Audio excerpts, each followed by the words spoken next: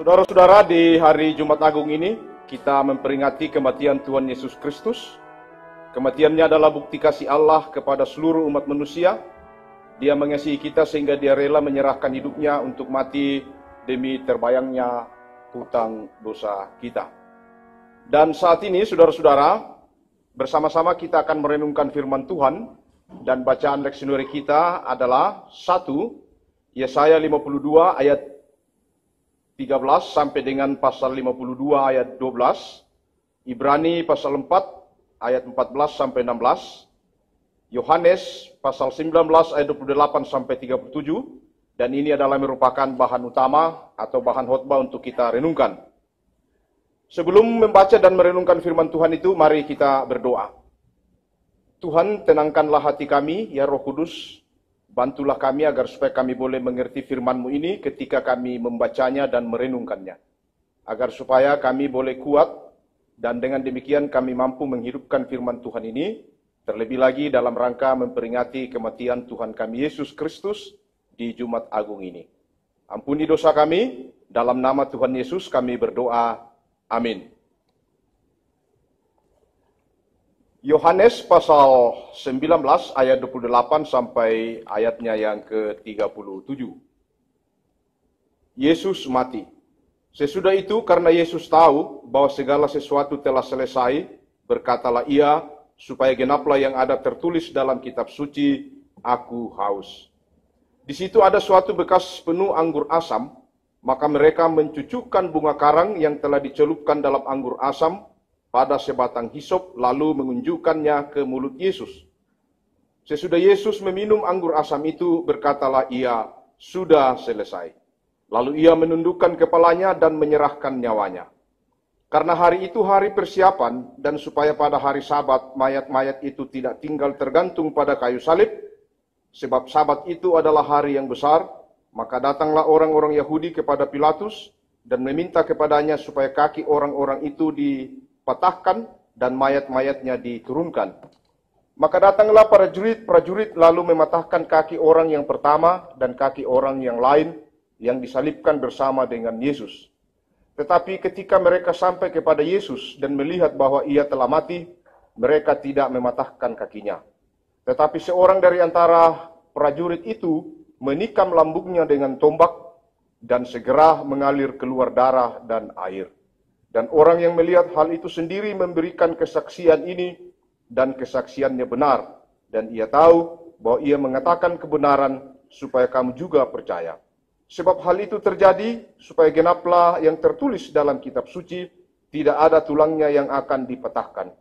Dan ada pula nats yang mengatakan mereka akan memandang kepada dia yang telah mereka tikam. Demikian firman Tuhan ini, berbahagialah kita semua yang selalu merindukan firman Tuhan. Saudara-saudara, tema renungan kita di Jumat Agung ini ialah sudah selesai. Artinya saudara-saudara, kematian Yesus itu adalah penggenapan dari kasih rencana penyelamatan yang dikerjakan oleh Allah sendiri.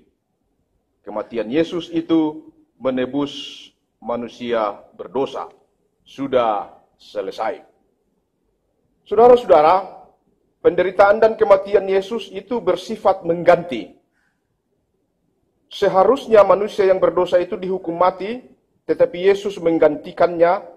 Itu sudah ditunjukkan dengan beberapa fakta. Pertama, ada ayat kitab suci yang secara eksplisit mengatakan demikian. Misalnya di dalam Yesaya pasal 53, 2 Korintus pasal 5, fakta bahwa Yesus Kristus itu tidak berdosa. Karena tidak berdosa itu menunjukkan bahwa ia menderita dan mati bukan salahnya, tetapi karena menggantikan manusia yang berdosa. Jenis hukuman yang Yesus terima, yakni penyaliban itu, menunjukkan bahwa apa yang dia lakukan bersifat menggantikan, karena orang yang digantung pada kayu salib itu adalah orang yang terkutuk. Tetapi tanpa penumpahan darah, tidak ada pengampunan.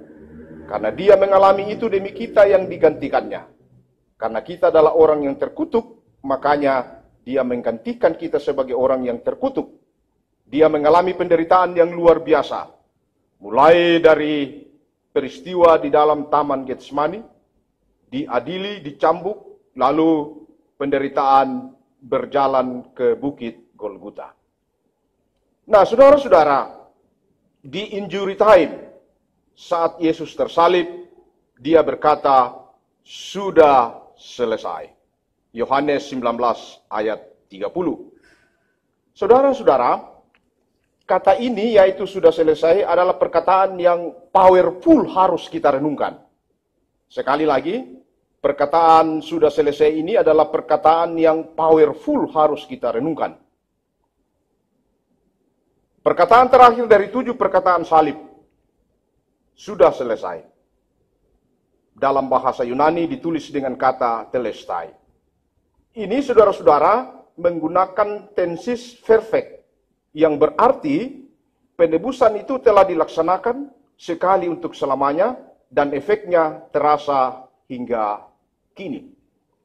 Artinya kata ini mengandung 3 gagasan besar. Pertama, ialah tindakan yang berlangsung secara intensif. Kedua, tindakan yang mengarah pada titik penyelesaian. Ketiga, keberadaan dari hasil tindakan itu sendiri. Dari 3 gagasan ini disimpulkan dengan kata sempurna. Jadi tindakan dalam karya Tuhan Yesus dengan menyelesaikan segala sesuatu adalah sempurna. Nah, saudara-saudara, pada naskah-naskah papirus Yunani kuno, terdapat satu tulisan tanda terima pajak pada masa jajahan Roma pada waktu itu. Di situ tandanya ditulis dengan kata telestai, sebagai tanda bahwa itu telah dibayar dengan lunas. Dari pengertian ini, kata sudah selesai, telestai, juga mengandung makna bahwa hutang dosa itu telah dibayar dengan lunas, dengan darah, dengan nyawa Sang Mesias. Karena itulah para rasul menggunakan satu terminologi untuk mengungkapkan kebenaran ajaran keselamatan manusia dalam istilah hutang piutang. Kolose 2 ayat 13 sampai 15, 1 Petrus 1 ayat 18 sampai 19. Maka selaras dengan perkataan Yesus Kristus itu, yaitu telestai, sudah selesai, Rasul Paulus dengan sangat tegas mengatakan, kematian Yesus di kayu salib itu telah membatalkan hukum Taurat. Efesus 2 ayat 15.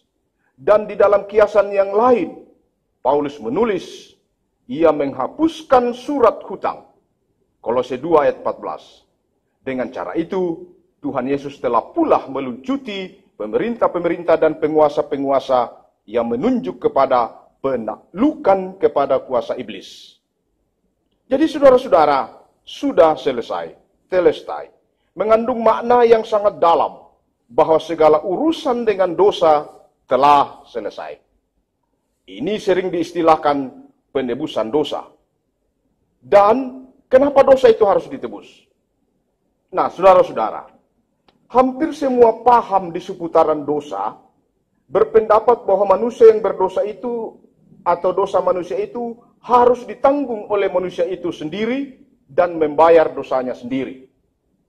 Tetapi saudara-saudara, di dalam kekristenan justru punya konsep yang lain tentang penebusan dosa itu sendiri. Karena itulah membutuhkan juru selamat. Kenapa dosa perlu ditebus? Karena saudara-saudara, dosa itu ketika kita berkata soal tebus-menebus, ini seperti urusan dagang atau hutang piutang, atau ada sesuatu yang digadaikan lalu harus dibayar. Nah, saudara-saudara, kekristenan melihat atau memahami dosa itu bukanlah setumpuk kejahatan atau sejumlah pelanggaran terhadap perintah Allah saja, sebab semua paham atau agama mempunyai paham seperti itu. Tetapi kekristenan atau kesaksian kitab suci, perjanjian lama dan perjanjian baru, melihat lebih dari itu. Dosa bukan sekedar sekumpulan perbuatan jahat, tetapi dosa itu adalah sebuah kuasa. Dan juga orang yang berdosa itu adalah orang yang berhutang. Makanya dalam doa Bapa kami yang diajarkan oleh Yesus, Matius pasal 6, Lukas pasal 11, dan dalam ayat 12 dari Matius pasal 6, ditulis di situ, ampunilah kesalahan kami seperti kami juga mengampuni orang yang bersalah kepada kami. Kata kesalahan dalam ayat ini, dalam bahasa Yunaninya, secara harafiah adalah hutang. Opiletes, hutang. King James Version menerjemahkannya debts, debtors. Bandingkanlah dengan debt collector. Jadi, orang Kristen itu melihat atau memahami bahwa dosa itu sebagai hutang. Nah, saudara-saudara, coba pikirkan ini. Banyak orang mengatakan bahwa dosa dapat diselesaikan dengan banyak berbuat amal, berbuat baik. Kekristenan mengatakan tidak. Kenapa? Bahkan saudara-saudara, berhenti berbuat dosa pun tidak bisa menyelesaikan dosa itu sendiri. Sekarang coba kita renungkan ini, saudara-saudara. Bisakah hutang diselesaikan dengan berhenti berhutang? Kalau saya berhutang pada saudara 10 juta, 20 juta, 50 juta, sampai 100 juta, begitu saya tidak bisa bayar atau lunasi, dan saudara marah-marah sama saya, dan dengan demikian saudara marah-marah sama saya, lalu saya datang minta maaf, maaf Pak, mulai sekarang saya tidak akan berhutang lagi sama Bapak. Apakah semua itu beres? Tidak beres. Hutang tidak bisa diselesaikan dengan berhenti berhutang. Tetapi hutang harus diselesaikan dengan harus ada yang bayar utang itu. Nomor 2 itu baru disebut berhenti berhutang. Nah, saudara-saudara, kalau kita adalah orang berdosa, kalau dosa itu hutang, maka mesti ada yang bayar hutang itu, dan kita sendiri manusia tidak ada yang bisa membayar hutang itu. Karena itu kita butuh pembayar hutang itu. Dan kalau orang yang mau bayar hutang itu, tidak boleh juga orang yang berhutang. Sebab kalau dia berhutang, berarti kalau begitu dia juga orang yang butuh penebusan.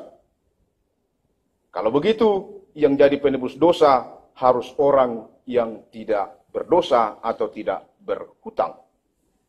Nah, saudara-saudara yang terkasih dalam Tuhan, orang yang tidak berdosa itu siapa?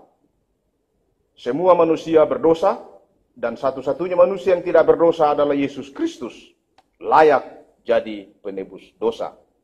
Karena itu, kekristenan percaya bahwa saat Yesus mati di kayu salib, Dia membayar lunas hutang dosa kita manusia.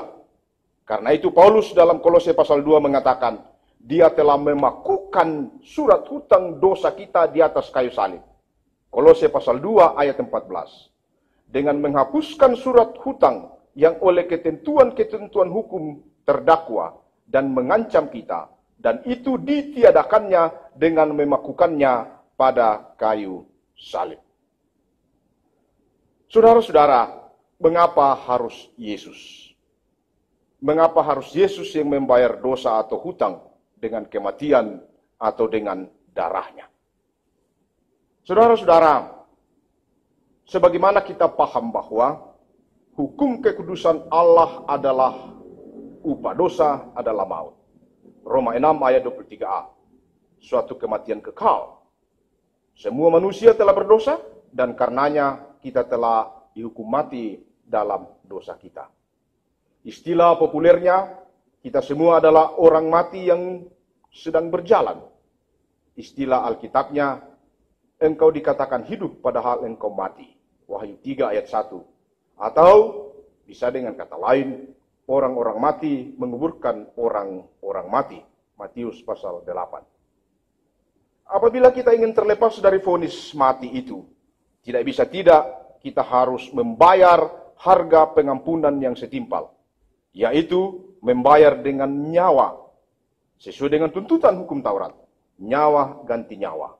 Keluaran pasal 21. Dalam hukum Taurat, hampir segala sesuatu disucikan dan diampunkan dengan darah. Dan tanpa penumpahan darah, tidak ada pengampunan. Ibrani pasal 9. Dan hampir segala sesuatu disucikan menurut hukum Taurat dengan darah. Dan tanpa penumpahan darah, tidak ada pengampunan. Ibrani 9 ayat 22. Darah manusia yang berdosa tidak layak untuk membeli hidup. Sejak manusia jatuh dalam dosa, semua manusia telah tercemar dosa. Manusia telah divonis mati. Dan sebelum menerima penebusan, kita semua adalah manusia mati yang berjalan. Maka manusia ini tidak mungkin bisa menebus dirinya sendiri yang mati itu. Maka hanya Yesus Kristus yang tanpa dosa, itulah yang dapat melakukannya.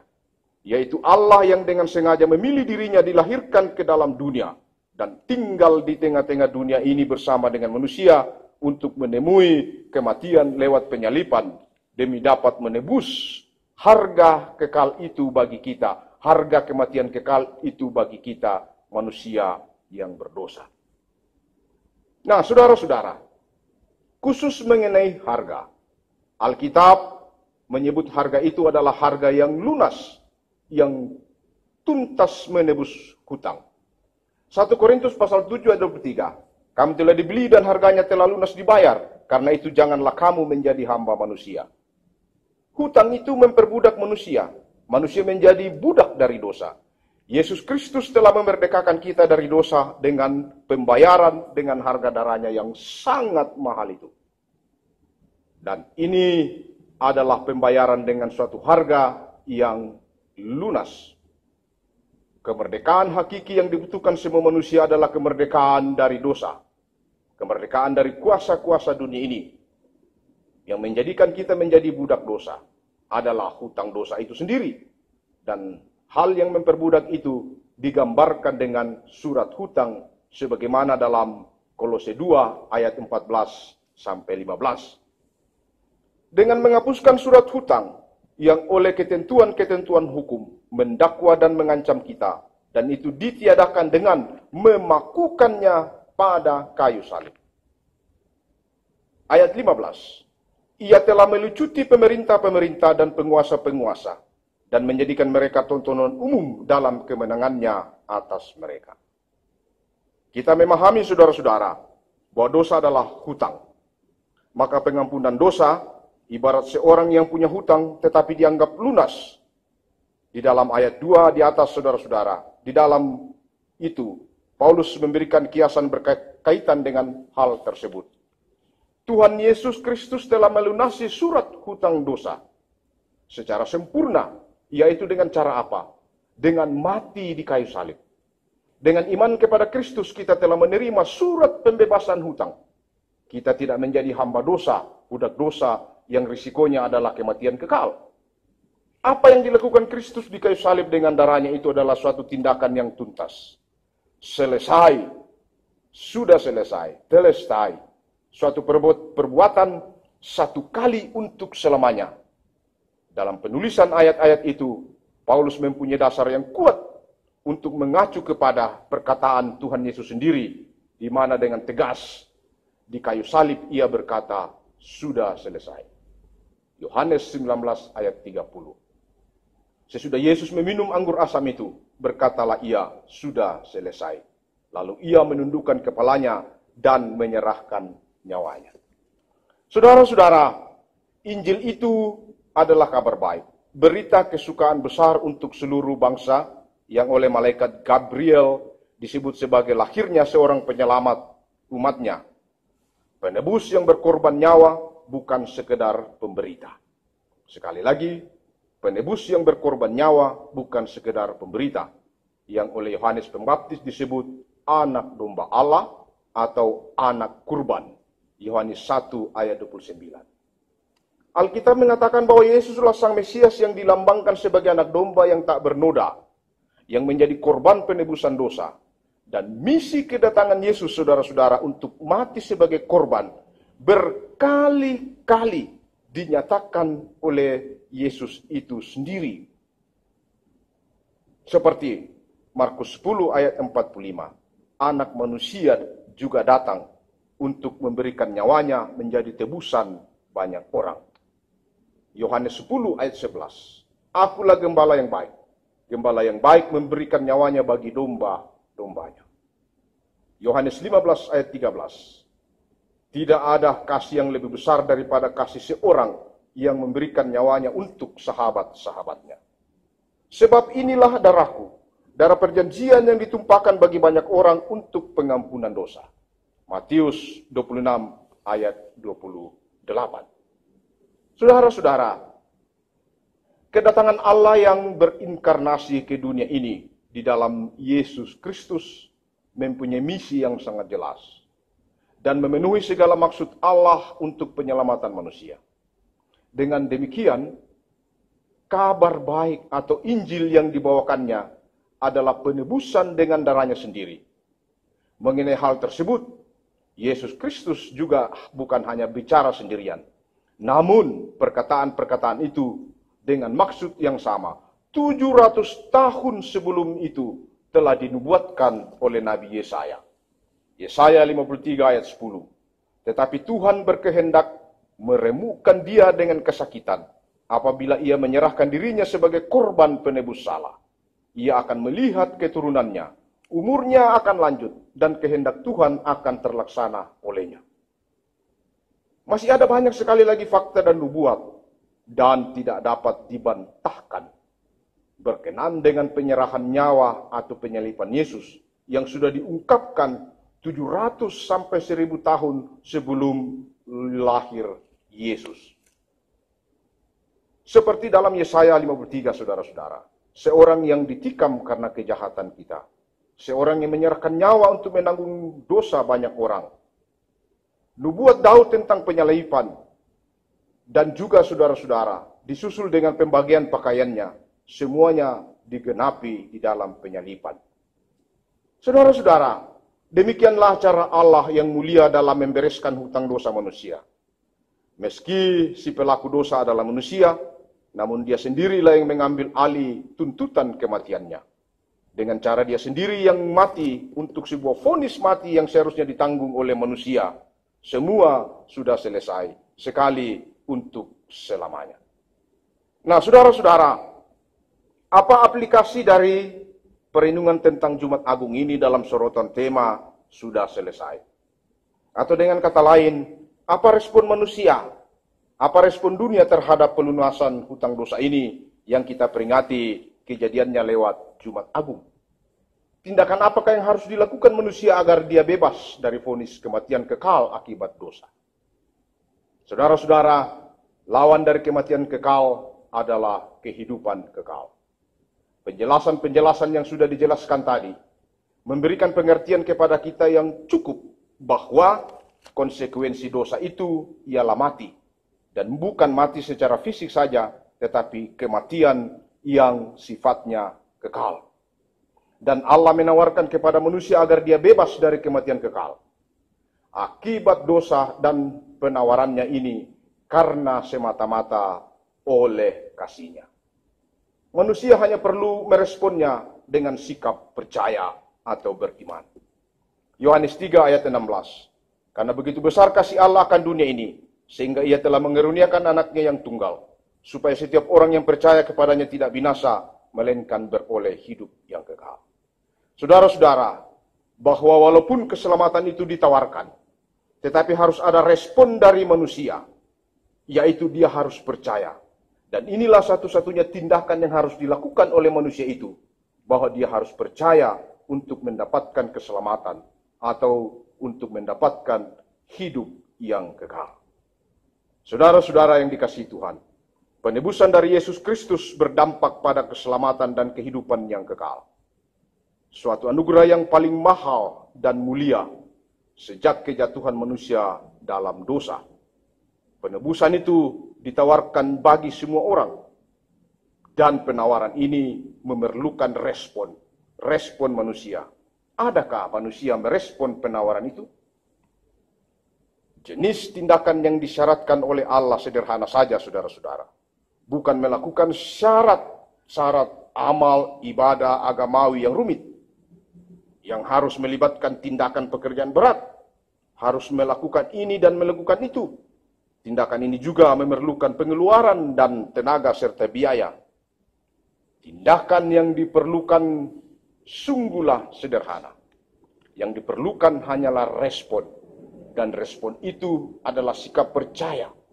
Dan kemudian mempertanggungjawabkan kepercayaan itu atau iman itu sampai pada kesudahannya. Artinya, saudara-saudara, walaupun keselamatan itu memang sepenuhnya dari Allah dan memang ditawarkan kepada semua manusia di dunia ini, namun bagaimanapun memerlukan partisipasi dari pihak yang diberi anugerah. Karena yang diberi anugerah itu bisa mau menerima atau tidak menerima. Sikap percaya ini harus dipertahankan terus-menerus dalam masa sekarang ini sampai selama-lamanya. Dipertahankan, dilakukan secara terus-menerus sampai akhirnya, di mana nanti saudara-saudara kita akan mendapat kehidupan yang kekal. Saudara-saudara, perjanjian baru dalam kitab suci kita berulang-ulang menulis bahwa satu-satunya syarat menerima keselamatan adalah iman, adalah percaya kepada Yesus Kristus. Dengan kerendahan hati untuk percaya, maka manusia akan beroleh kehidupan yang kekal. Ini adalah satu-satunya cara agar manusia terhindar dari hukuman mati itu akibat hutang dosa yang seharusnya ditanggung manusia sejak manusia itu jatuh ke dalam dosa. Roma 10 ayat 9-10. Sebab jika kamu mengaku dengan mulutmu bahwa Yesus adalah Tuhan dan percaya dalam hatimu bahwa Allah telah membangkitkan dia dari antara orang mati, maka kamu akan diselamatkan. Karena dengan hati orang percaya dan dibenarkan, dan dengan mulut orang mengaku dan diselamatkan. Saudara-saudara, Tuhan Yesus sudah menyelesaikan segala urusan tentang dosa. Tuhan Yesus sudah melakukan pekerjaan telestai, sudah selesai. Mari kita percaya ini dan mengaminkan. Perkara besar, dosa dan hutang itu setelah diselesaikan oleh Yesus.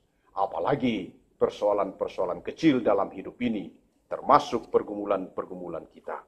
Selamat Jumat Agung, Tuhan memberkati.